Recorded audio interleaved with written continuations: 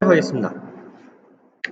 자, 아까 그 매핑 부분을 설명드리다가 이제 잠깐 휴식 시간을 가졌는데요.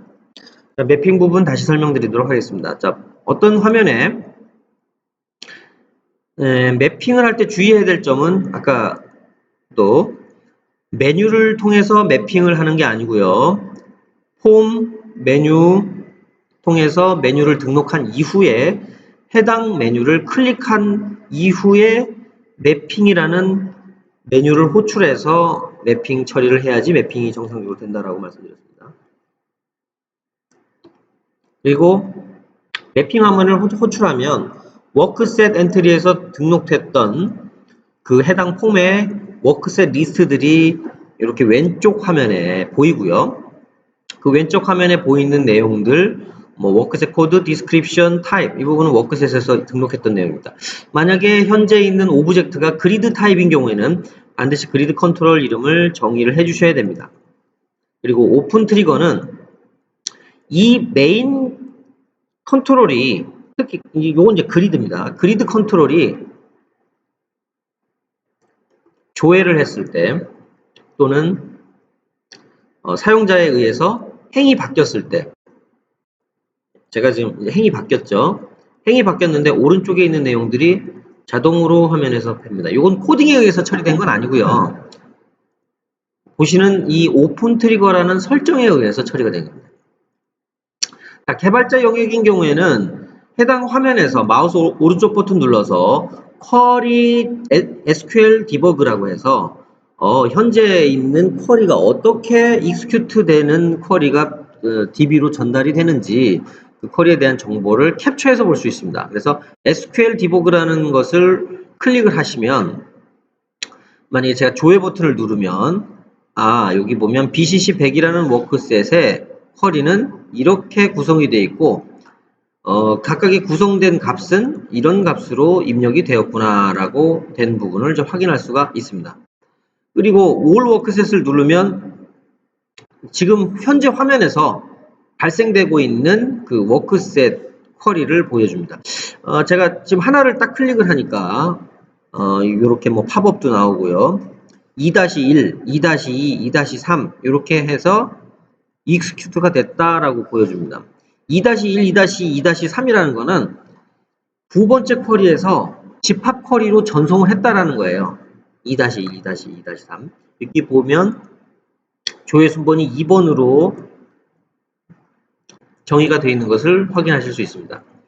그러니까 2-1 F10이라는 워크셋 그 다음에 2-2 F20이라는 워크셋 2-3 F30이라는 워크셋이 한 번에 집합 쿼리로 전송이 돼서 결과가 반영됐다라고 이해하시면 되겠습니다.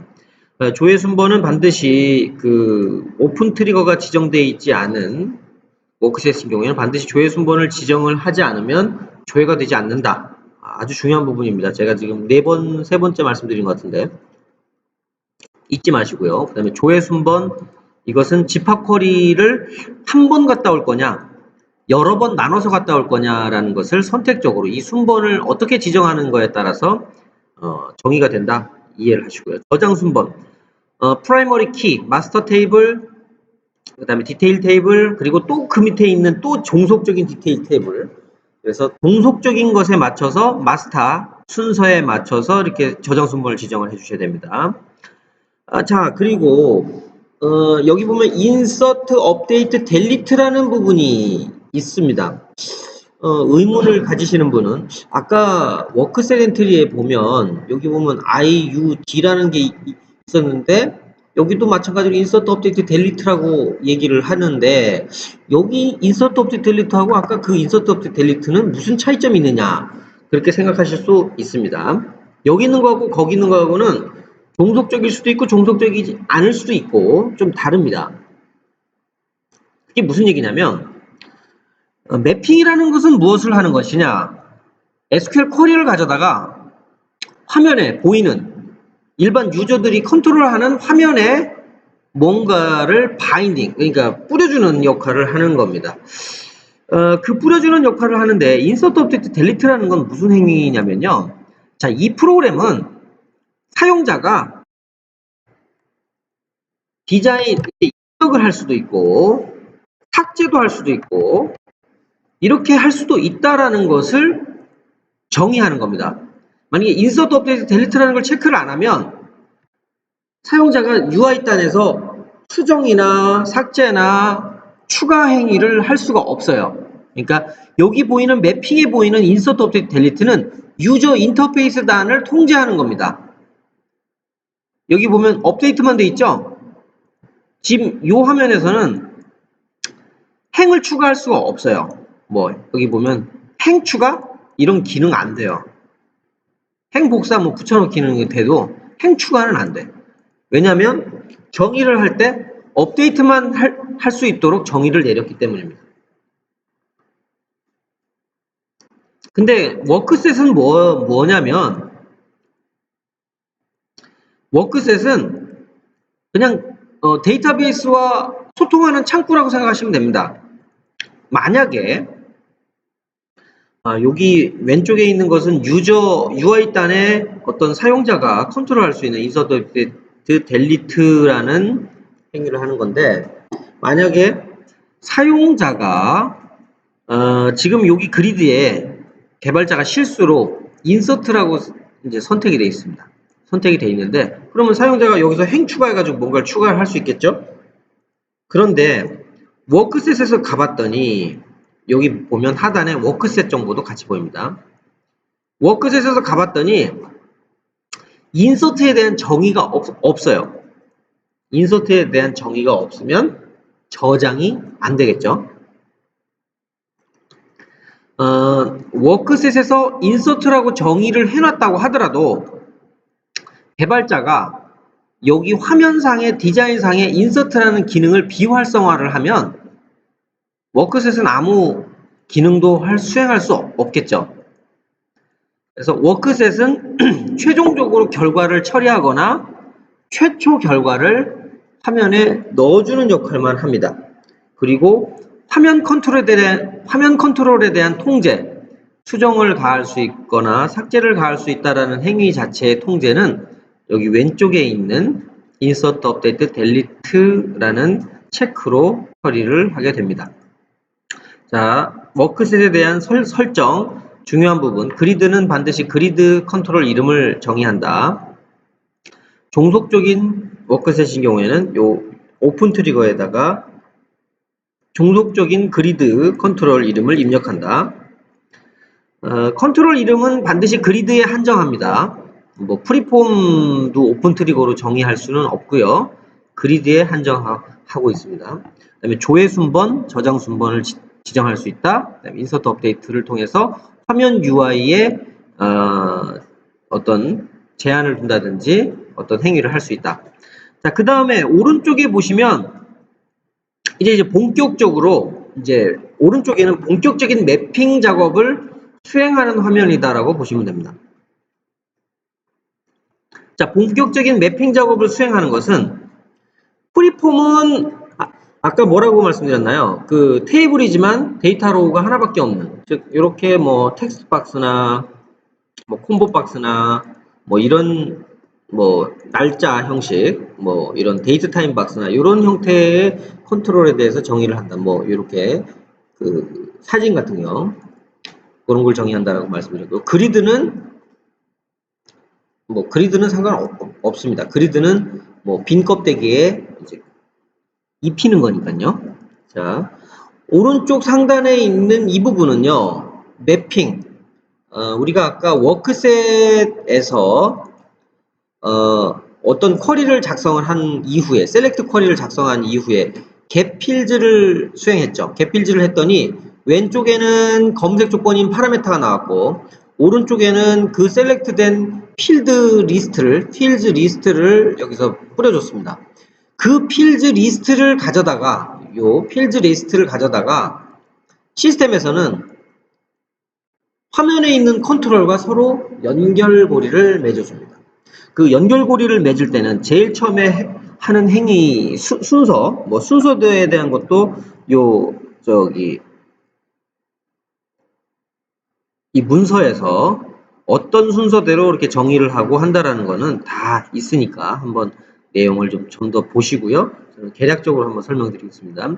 자, 매핑 모드를 제일 먼저 선택을 하면 화면에 있는 컨트롤과 그다음에 그 쿼리된 필드와 서로 연결고리를 가질 수 있는 타입으로 화면이 바뀝니다. 매핑 모드를 언체크를 하면 지금 쿼리 필드만 딱 보이고요. 매핑 모드를 하면 그리고 최초 상태는 쿼리 필드는 다 보이고 화면 컨트롤은 안 보이는 형태로 이제 보입니다. 그래서 전체 선택을 하고 매핑이라는 버튼을 클릭을 하면 시스템이 쿼리 필드에 있는 컬럼과 화면에 있는 컨트롤과 이름이 동일한 이름인 것은 서로 엮어주는 행위를 합니다.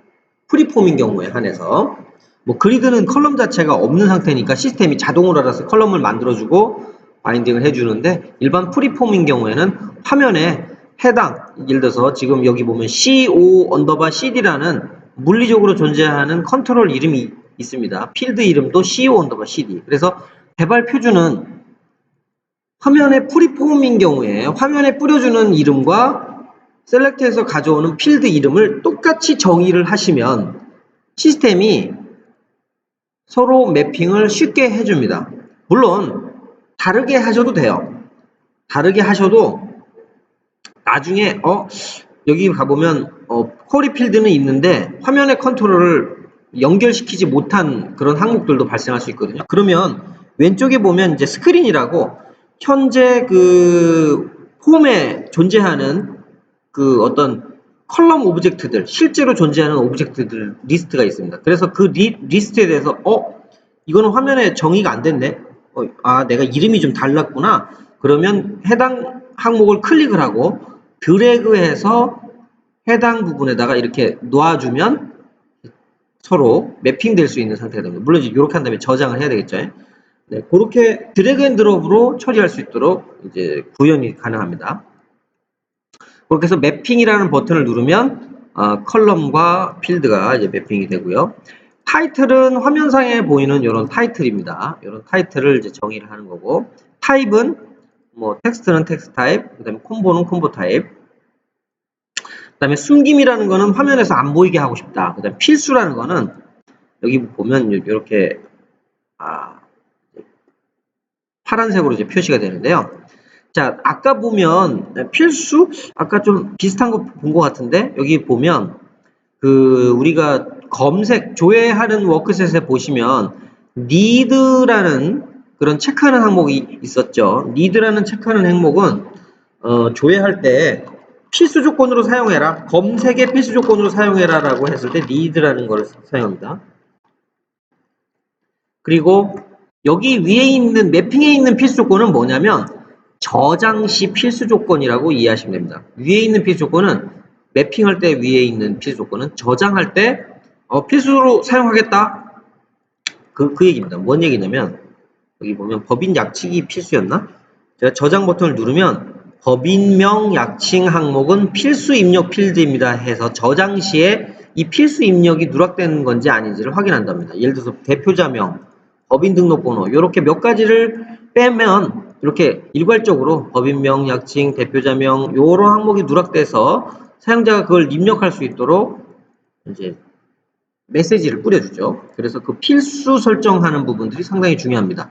우리가 데이터를 구성할 때 어떤 필수 조건들이 누락돼 버리면 물론 이제 아예 테이블 단에서 그 항목에 대해서 그 난널 타입으로 해가지고 설계를 했다면 뭐 오류 메시지를 띄워서 아예 저장조차도 안 되게 되겠지만 그렇지 않은 경우 뭐 예를 들어서 어떤 조건을 때는 얘가 들어와야 되고 어떤 조건을 때는 그렇지 않은 경우 뭐 이런 경우에 따라서는 그 널 타입으로 컬럼을 이제 설계했을 때 베리데이션에 맞지 않는 형태로 데이터가 저장할 수 있는 그런 부분들이 이제 존재할 때 어떤 제약 조건들을 확인할 수 있겠죠.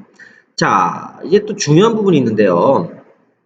콤보라는 게 있어요. 콤보. 자, 콤보라는 거는 우리가 일반적인 텍스트 타입의 이런 값하고 다르게 드롭다운을 해서 이렇게 사용자가 그 내용 중에 하나를 선택할 수 있도록 되어 있는 게 이제 콤보인데요. 자, 그 콤보에 대해서 우리가 기본적으로 이렇게 매핑해서 정의를 내려주면 화면에 그 콤보가 정의가 됩니다. 제가 여기 요거 통화 구분이라는 거를 콤보에서 빼고 화면에 바인딩을 하면 당연히 통화 내용이 지금 콤보가 정의가 안 돼 있겠죠. 다시 통화 내용을 보면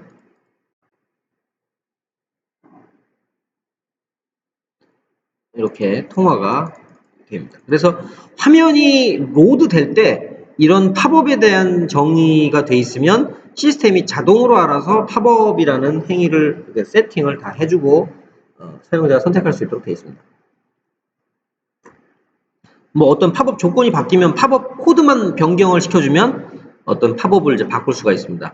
요건 이제 개발할 때 말씀드리겠지만 팝업에는 여러 가지가 있습니다. 뭐 종속적인 팝업, 뭐 A라는 컨트롤에 종속적이어서 B라는 값이 나와야 되는 뭐 그런 종속적인 팝업들도 이런 매핑에서 이렇게 설정을 할 수가 있습니다. 그리고 팝업 있고요. 텍스트 얼라인이라는 거는 이제 화면에 보이는 이제 글자 이제 출력되는 값이 센터 값이냐, 뭐 디폴트 값이냐, 뭐 레포트, 라이트 이렇게 되어 있고요. 제목 얼라인은 여기 화면에 보이는 제목이 기본 값은 레프트로 갑니다. 그리고 뭐 조건에 따라서 뭐 센터로 라이트로 갈 수도 있고요. 제목 스타일은 니디드. 우선 참고로 여기 필수로 체크되어 있다고 해서 반드시 이게 파란색이 아닌 경우도 있습니다. 그리고 반드시 파란색이라고 해서 필수가 아닐 수도 있어요. 그 무슨 얘기냐면 화면상에서 좀 강조를 하려고 법인 설립일을 needed라고 만약에 세팅해 놓고 하면 마치 법인 설립일이 필수인 것처럼 보이는데요.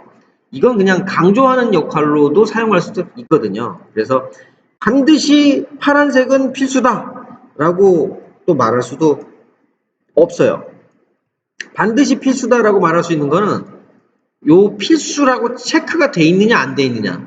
지금 제가 법인 기호가 필수지만 법인 기호의 화면 그 제목 스타일을 needed가 아닌 상태로 만약에 놔버리면 법인 기호가 이렇게 필수가 아닌 것처럼 보입니다. 그렇지만 제가 이걸 빼고 저장을 하면 법인 기호는 필수 입력입니다. 그러니까 필수 입력이라는 것의 체크는 여기 제목 스타일을 가지고 100% 볼 수 있는 건 아니고요. 조건에 따라서 여기 제목 스타일을 가지고 또 그리고 필수 항목이라는 걸 가지고 조합해서 필수 여부를 확인할 수가 있습니다. 자, 그리고 디폴트라는 게 있는데요. 아까 우리가 워크셋에서 잠깐 뭐 매크로라는 얘기를 설명을 잠깐 드리다가 좀 깊이 못 들어갔는데, 자, 디폴트라는 부분이 그 매크로라는 부분입니다. 자, 여기 가보면 매크로 예시가 이렇게 딱 있어요.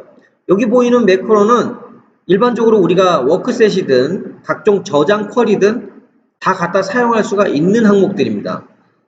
이 항목들은 뭐냐면 사용자가 로그인을 하면 로그인에 관련된 기본 설정 값들이라고 이해하시면 됩니다. 뭐 날짜 형식도 있고 뭐 각종 항목들이 있는데 이런 항목들을 쿼리에서 문법에 맞지 않는 내용이지만 이 내용을 입력을 하시면 시스템은 이 내용에 맞는 값으로 치환을 해서 결과를 처리를 합니다. 많은 뭐 레퍼런스 값이 있는데요. 여기 보면 뭐 today 그러면 금일자. 그래서 여기서 지금 배울 만한 그 특별한 내용들은 여기 뭐 화표 단위까지는 뭐 기본적으로 사용자 기본 정보에서 가져오는 건데 이제 날짜 관련해서 처리하는 부분들이 있습니다. 이 부분 잠깐 좀 짚고 넘어가겠습니다. 예를 들어서 뭐 어떤 이제 현황이라고 합니다.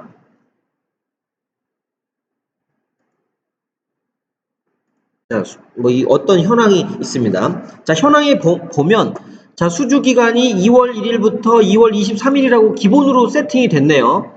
이걸 어떻게 세팅을 했냐면 기본 값을 가지고 합니다. 자, 지금 month first인가 그렇게 돼 있었는데 month first date라고 요걸 선택을 하면 금월, 지금 현재 금월이죠. 금월의 1일로 설정을 해라. 이렇게 설정을 할 수도 있습니다. 아니면 나는 금일자에서 한 20일 정도 뒤로 빠진 날짜를 좀 입력하고 싶다. 그럴 때는, 자, 투데이, 요건 좀 매크로인데 사람이 좀 편집을 해야 됩니다. 금일자 플러스 마이너스 n일, 요렇게 보시면 되는데, 만약에 금일자 기준으로 해서, 마이너스, 여기에 마이너스, 20 해가지고 20D, 자, 투데이 마이너스 20D 해가지고 apply to form 하면, 금일이 2월 13일이니까 2월 13일 기준으로 해서 마이너스 20일 한 날짜 이렇게 표현이 나타납니다. 또 매핑에서는 금월의 말일이에요. 금월의 말일인데 이거는 지금 현재 월에서 마이너스 1일의 말일. 즉 무슨 얘기냐면 1개월 전의 말일이면 1월 31일이 되겠네요. 그러면 1월 31일로 설정하겠다. 이렇게 해가지고 날짜에 대해서 여러 가지 매크로 기능들이 좀 제공이 되고 있습니다. 금월 1일. 아까 요거였죠. 그래서 여기 보면 몇 가지 금일자에서 연도 마이너스 시킬 수 있고요. 그 다음에 월을 마이너스 시킬 수 있고 일자를 마이너스 시킬 수 있고 금년도 1월 1일 또는 금년도 11월 31일 또 금월 1일 또는 금월 말일 또는 금월 1일 또 금월 말일 또는 금년 1월 1일 금년 마지막일 이런 것들을 이제 설정할 수가 있습니다. 그리고 이제 또 한 가지가 또 있는데 만약에 여기 보시면 수주 사업장 보면 자 수주 사업장의 법인 보시면 매크로가 로그인한 사용자의 법인이 기본으로 이제 설정될 수 있게 되어 있고요. 수주 사업장 여기 보면 수주 사업장이네. 수주 사업장이 로그인한 사용자의 사업장이 됩니다. 자 여기 보면 거래처 유형이라고 되어 있는 여기 보면 매출 시장 구분이 있는데 매출 시장 구분 매출 시장 구분이 있는데 여기서 디폴트 값을 콤보 첫 번째 항목이라고 디폴트 값을 세팅을 해 놓으면 시스템이 현재 있는 콤보 중에 제일 첫 번째 값을 기본 값으로 세팅을 해줍니다. 물론 여기다가 그 해당 콤보에 어떤 그 코드 값을 강제로 이제 입력할 수도 있습니다. 예를 들어서 SD300에 100이다. 민수다. 그러면 기본 값을 SD300에 100 요게 이제 민수라는 코드 값인데 이렇게 기본 값을 세팅해주면 기본적으로 이렇게 기본 값으로 이제 세팅이 됩니다. 자, 그러면 이제 디폴트 값에 대한 부분까지 설명을 드렸고요. 자, 그 다음에 썸이라는 건 뭐냐면, 요건 이제 그리드인 경우에 어떤 값에 대해서 합계, sum, mean, max, count, average, 그 다음에 none 이렇게 해가지고 합계를 표현을 해주고요. 포맷은 입력하는 값 중에 요게 수량이냐 아니면 어떤 라운드 처리할 거냐 그런 거에 대해서 포맷을 지정하는 부분이고요. 자 여기 밴드 타이틀이라는 거는 그 화면에 보면 이렇게 싱글 형태로 이제 타이틀이 구성되어 있는 것을 보실 수 있고요. 어떤 화면은 또 멀티로 해가지고 타이틀이 구성되어 있는 화면이 있습니다. 그래서 그 멀티로 되어 있는 화면에서 그리드의 타이틀을 멀티로 정의할 때 밴드 타이틀, 그러니까 현재 있는 타이틀을 한 단계 더 올려가지고 타이틀을 정의하고요. 그 다음에 탑 밴드 타이틀은 3단계로 타이틀을 정의할 수 있습니다. 그 다음에 최대 허용 문자 길이라고 해가지고 문자열을 입력할 때 요 길이 넘어서 입력할 수 없도록 제한을 둘 수가 있습니다. 그 다음에 최대 허용값, 우리가 숫자 형식일 때 최대 10까지 입력할 수 있음. 최소 허용값, 최소 마이너스, 그러니까 0 이하로는 입력할 수 없음. 0 미만으로는 그래서 0까지 해가지고 하면 10에서 0까지 입력할 수 있습니다. 이렇게 제약 조건을 볼 수 있고요. 마스크도 설정할 수도 있고. 또 계산식이라는 건 뭐냐면 여기 이제 사치 계산을 할 수 있는데요. 어떤 값이 입력될 때 A라는 컬럼 더하기 B라는 컬럼 또는 A라는 컬럼 나누기 B라는 컬럼 A라는 컬럼 곱하기 B라는 컬럼 이렇게 해가지고 컬럼 간의 어떤 계산식을 설정하는 부분도 있습니다. 여기 에어리어는 우리 언바운드 할 때 다시 한번 이 부분은 이제 설명을 드리도록 할게요. 네, 그래서 매핑 부분은 사실은 물론 계속 여러 번 반복을 하겠지만 뭐 계속 뭐 여러 번 말씀드려도 사실은 지나치지 않는다고 봅니다. 워크셋에 있는 정보를 가져다가 화면에 있는 그 컬럼 정보와 서로 일치화시킨다. 그런 부분에 대한 개념을 익히는데 우선으로 작업을 지금 진행을 했으면 좋겠습니다. 자, 그리고 우리가 이제 실습을 들어가겠습니다. 실습을 진행을 하면서 실제로 매핑 뭐 이런 것들 어떻게 하는 거냐 한번 뭐 우리 좀 진행을 하는 걸로 해볼게요. 자, 그럼 실습을 할 때 메뉴가 좀 많이 있는데 뭐 요런 메뉴들을 좀 정리 좀 하고요. 우리가 실제로 쓸 수 있는 것만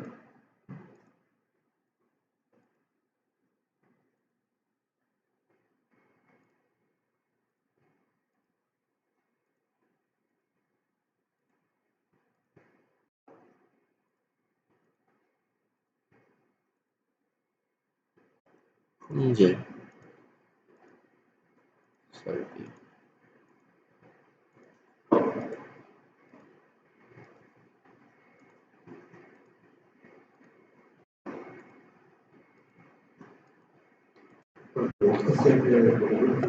네네.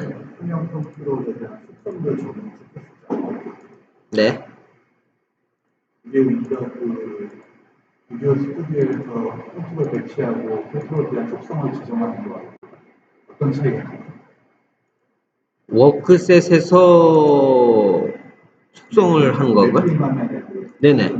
네. 네.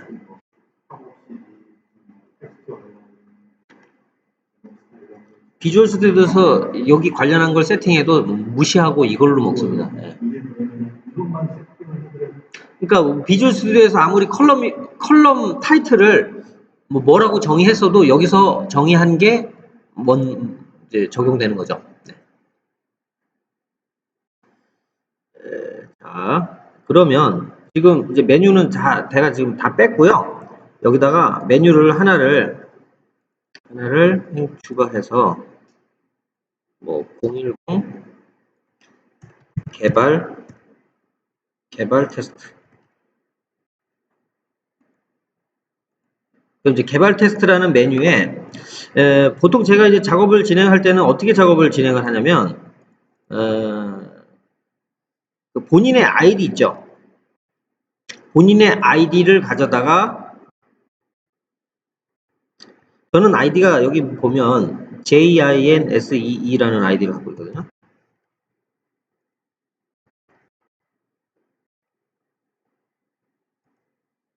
그래서 본인의 아이디 밑에다가 지금 만드는 프로그램을 등록을 하고 하는 겁니다. 똑같이 만들어야 되는데 이게 폼 코드를 다 똑같이 만들어 버리면 중복되잖아요. 그러니까 폼 코드 만드는 규칙은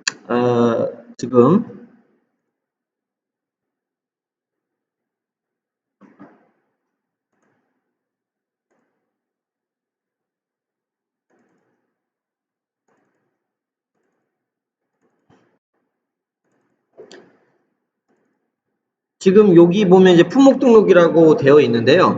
그 참고로 어제 그 말씀드렸던 그 폴더 경로에 우리가 개발하고자 하는 폼에 관련된 소스가 다 들어가 있어요. 그래서 그 소스를 나중에 다시 한번 참고하시고요.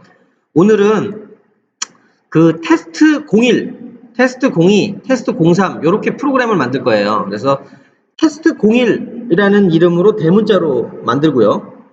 그 다음에 언더바 본인의 아이디, 뭐 4번이면 4번, 그다음에 본인의 아이디가 있으면 본인의 아이디, 그걸로 해서 대문자로 해서 폼 코드를 만든다. 그 조건을 지켜주시고요. 그 다음에 여기 메뉴 세팅에서 그 해당하는 본인의 메뉴를 이제 등록해서 하는 걸로 진행을 하도록 하겠습니다.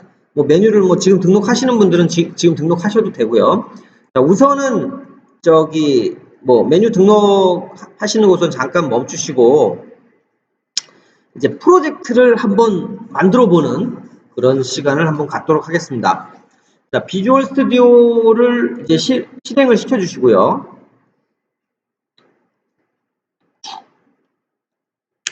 자, 비주얼 스튜디오에서 자, 여러분들 다 이제 디버그 뭐 해가지고 이제 솔루션은 안 돼 있더라도 이제 프로젝트가 이제 들어가 있죠.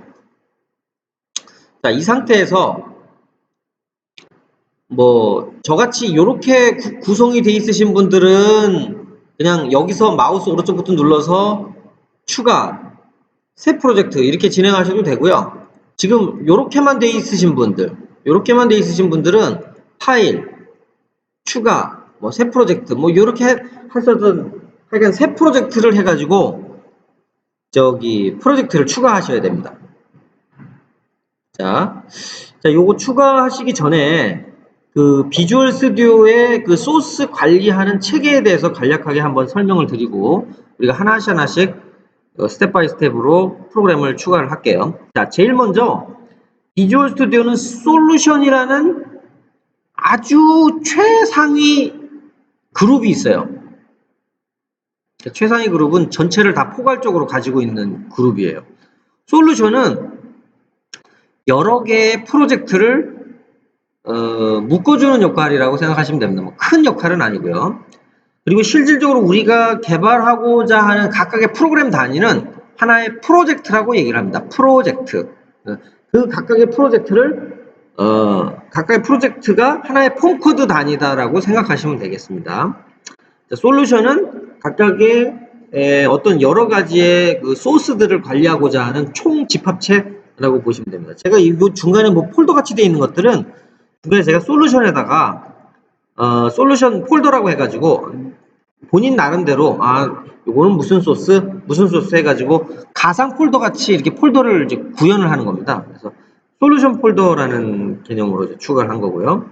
뭐 이 부분은 뭐 한번 비주얼 스튜디오에 대해서 한번 좀 공부를 하시면 이 개념에 대해서 좀 알 수가 있을 것 같아요. 자, 지금 현재 이 솔루션 상태에 있으신 분들은 이 솔루션 상태에서 뭐 추가해가지고 새 프로젝트를 누르시고요. 저는 뭐 이 메뉴에서 한번 눌러보겠습니다. 메뉴에 자, 새 프로젝트 한번 눌러보십시오.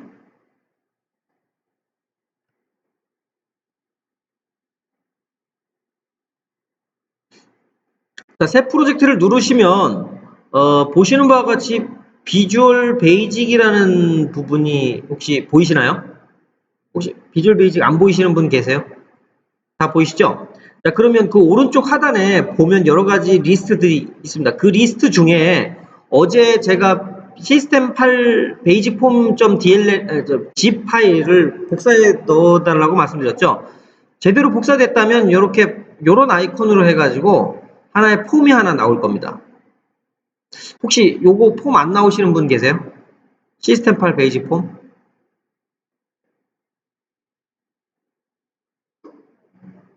네, 그러면 자, 이름을 정의합니다. 이름은 test01 언더바 본인의 아이디 이렇게 합니다.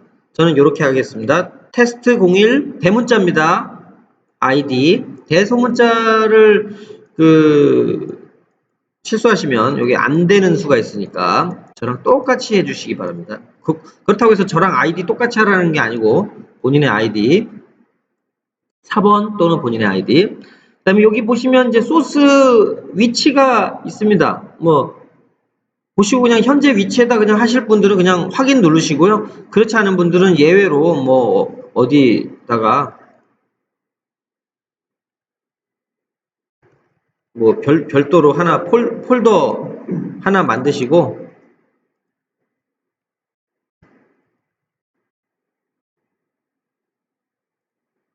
뭐 저는 이제 이렇게 폴더를 하나 만들겠습니다. 그 다음에 확인 버튼을 누르면 보시는 바와 같이 이렇게 하나 만들어질 겁니다.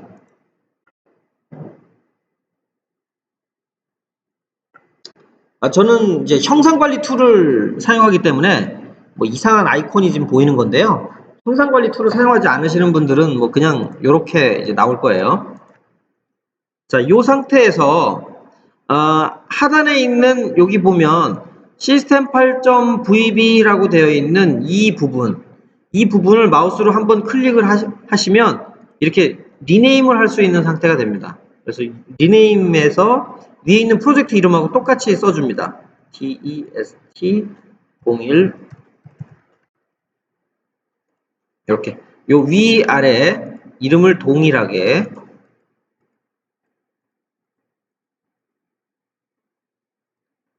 네, 여기까지 됐죠. 자, 그러면 요거는 이제 하나의 프로젝트입니다. 자, 프로젝트의 구성을 이제 설명을 드리도록 하겠습니다. 위에 있는 이 부분은 프로젝트의 가장 핵심적인 설정값들을 가지고 있는 영역으로 보시면 되고요. 그리고 여기 약간 사람 아이콘처럼 생긴 네모박스로 되어 있는 요 뭐뭐.vb라고 되어 있는 건 비주얼 베이직의 소스 및 디자인을 관리하고 있는 오브젝트다라고 생각하시면 됩니다. 이 해당하는 오브젝트를 더블 클릭을 하시면 보시는 바와 같은 이제 그리드 형태의 화면이 보일 겁니다.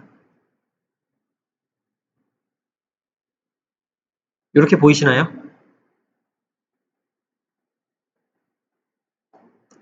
혹시 데브 익스프레스 설치 안 하신 분 없죠? 다 설치하셨죠? 네.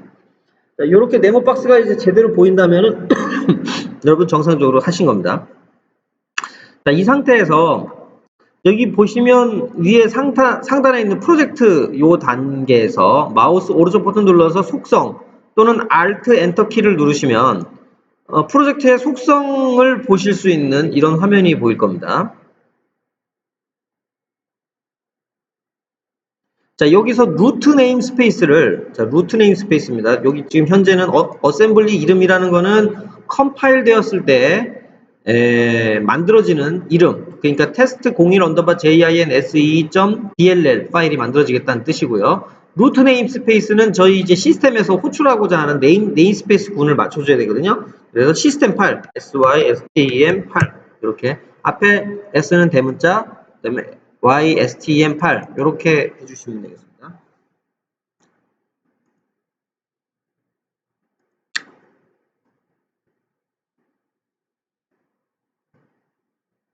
자, 그러면 이 부분 닫기로 빠져나가시고 여기서 뭐 저장하셨으면 자, 그럼 이 상태에서 우리가 도구 상자를 등록하는 방법에 대해서 설명을 드리도록 하겠습니다.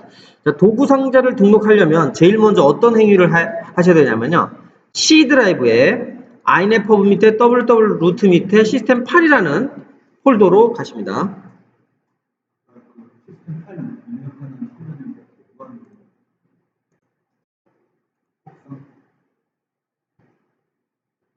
네, 여기 프로젝트에서 마우스 속성, 그래서 응용 프로그램에서 루트 네임스페이스를 시스템 8로 고치시고요. 자, 그 다음에 자, 여기 보시면 C 드라이브에 inetpub 밑에 www 루트 밑에 시스템 8로 들어가 보십니다. 여기서 어떤 파일을 찾으시냐면요. 프레임 8, frame8 여기 보면 프레임 8.tools.dll이라는 DLL 파일이 있습니다. 프레임 8.tools.dll 자, 이 파일을 복사하시고요. 자, 프레임 8.tools.dll을 복사하시고 지금 보면 C 드라이브의 inetpub 밑에 www root라는 경로가 있습니다. 이 경로에다가 붙여넣기를 합니다.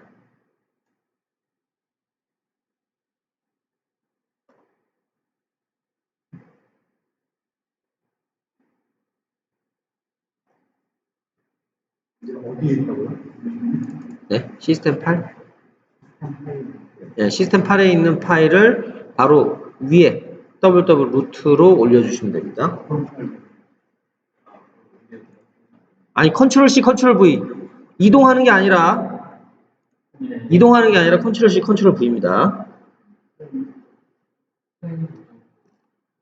프레임 8이요. FRAM이 8. 좀 빠른가요? 자, 시스템 8 폴더에 프레임 8.tools.dll을 복사해서 ww root로 복사를 합니다. 붙여넣기를 하십니다.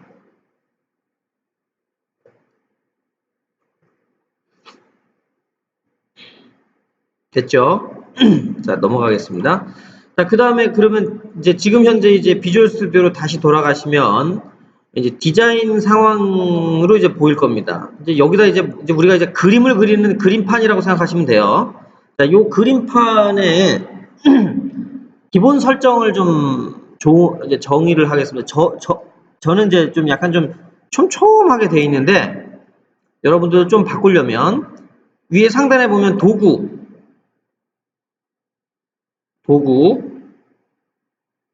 옵션, 자, 도구, 옵션,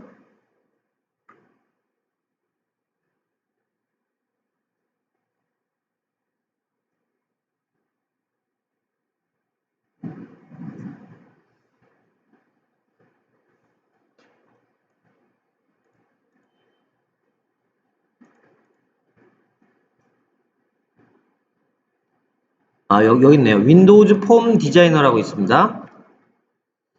자, 도구 옵션에 들어가 보시면 윈도우즈 폼 디자이너라는 그 속성이 있는데요. 저랑 똑같이 환경을 일치시켜 주세요.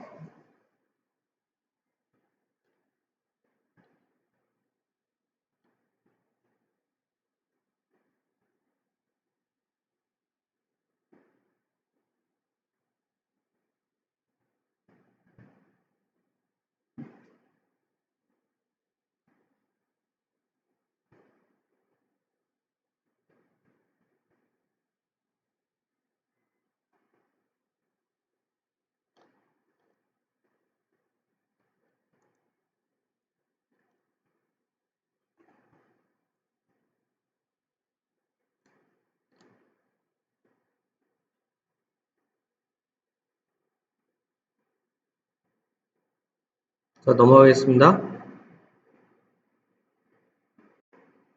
자, 자, 그러면 이제 여기다 이제 도구를 이제 등록을 해야 되는데 그 혹시 여러분들 왼쪽에 보면 도구 상자로 혹시 보이시나요? 네, 도구 상자를 클릭하시면 이제 데브 익스프레스가 정상적으로 설치되었다면 저처럼 DX12.2 해가지고 요런 트리가 보일 거예요. 저랑 좀 다른 것은 여기 보면 일반이라는 탭에 저는 뭔가가 이제 붙어 있고 여러분은 아무것도 안 붙어 있는 것에 차이가 있을 겁니다. 자, 여러분들은 일반이라는 탭에 마우스를 오른쪽 버튼을 누르시고요. 자, 여기 일반이라는 탭에 마우스 오른쪽 버튼 누르시고요. 항목 선택이라는 메뉴를 클릭합니다. 항목 선택. 일반이라는 탭에서 항목 선택. 그러면 이제 도구 상자 항목 선택이라고 해서 여러분들은 기본적으로 처음 이걸 화면을 띄우는 것일 수도 있고 아니면 좀 그럴 수 있는데 이게 좀 오래 걸려요. 네, 비주얼 스튜디오가 혹시 구성 요소로 쓸 수 있는 항목들이 무엇인지 전체적으로 얘가 분석을 하는 작업을 하느라고 좀 시간이 좀 오래 걸립니다. 그래서 여기 항목 로드하는 중 다 끝나서 끝까지 다 넘어가면 이제 항목을 선택할 수 있는 그 상태가 됩니다. 그래서 조금 이제 기다려 주시기 바라고요.